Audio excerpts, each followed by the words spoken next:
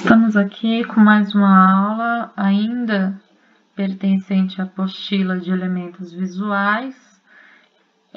O tema de hoje é visão e percepção visual. Eu trouxe aqui para vocês algumas teorias sobre a visão, porque antes da gente começar a falar mais sistematicamente sobre as imagens, os efeitos que essas imagens causam, a gente precisa compreender um pouquinho de como é esse processo da visão. Então, as teorias apresentadas na apostila, lembrando que todo o material das videoaulas também está presente na apostila, a teoria da emissão, a teoria da intromissão, a teoria de Aliassime e a teoria de Kepler.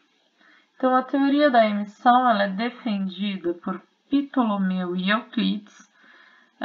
Essa teoria nos diz o seguinte, que os nossos olhos emitiriam raios de luzes que, ao alcançarem o objeto, fariam com que nós pudéssemos enxergar, então, esse objeto. Então, o nosso olho seria responsável pela emissão de luz. Na teoria da intromissão, defendida por Aristóteles, nós temos a teoria de que o objeto ele emitiria partículas físicas que entrariam através da nossa retina e formariam um objeto físico dentro da nossa retina.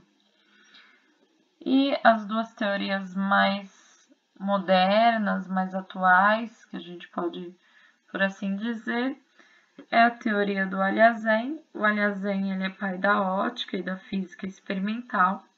E ele vai nos dizer o seguinte, eles se preocupam com a visão externamente, né, até chegar no olho, como se dá esse processo. Então, na teoria do Aliassime, nós teríamos uma fonte de luz, que pode ser artificial ou natural.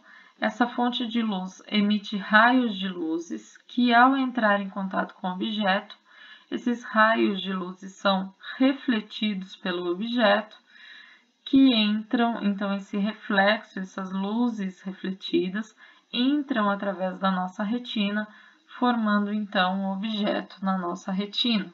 E por isso nós enxergaríamos. Então, a luz ela continua sendo a grande responsável pelo ato de ver, só que, ao contrário do que acreditava Ptolomeu e Euclides, que essa luz sairia dos nossos olhos, Aliassime ele vai determinar que essa luz ela é externa, né? Ela pode ser artificial, ela pode ser natural, mas ela está fora do nosso olho e caminha a partir dos reflexos do objeto para os nossos olhos. Johannes Kepler ele vai ter uma preocupação um pouco mais interna. Como é que se dá essa visão, como que acontece o processo da visão internamente nos nossos corpos? Então, ele defende o seguinte, que ao observarmos um objeto, essas luzes, né, elas entram na nossa retina e vão projetar no fundo da retina um objeto, porém invertidamente, de ponta cabeça.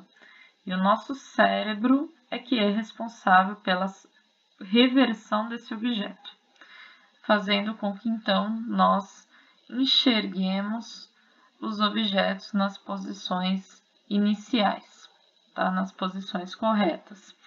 Kepler ele também foi matemático e astrônomo.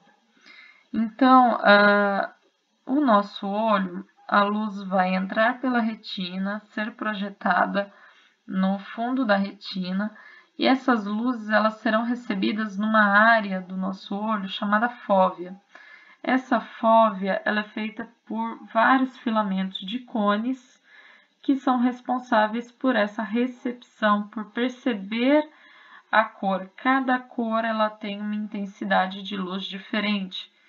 Consequentemente, se eu alterar a incidência de luz, se eu alterar a quantidade de luz que eu tenho no meu ambiente, eu vou ter uma diferença com relação às tonalidades que são enxergadas.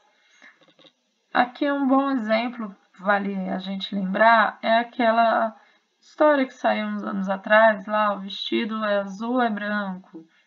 Então, nada mais do que a dúvida era feita a partir disso. Numa área de sombra, eu tenho uma percepção X de luz. Numa área iluminada, eu vou ter uma percepção daquela cor diferente. Mas a questão da imagem, a percepção da imagem, ela é muito mais complexa. Isso aqui é a questão física de como acontece o processo da visão, mas ela também vai depender de áreas distintas do cérebro que são acionadas quando nós vemos uma imagem. Entre elas, as questões também, como eu já falei no vídeo anterior, da nossa própria bagagem, questões emocionais que vão nos afetar com relação à emoção, né, que aquela imagem vai causar em cada uma das pessoas. Então, até a próxima aula. Semana que vem nós continuamos.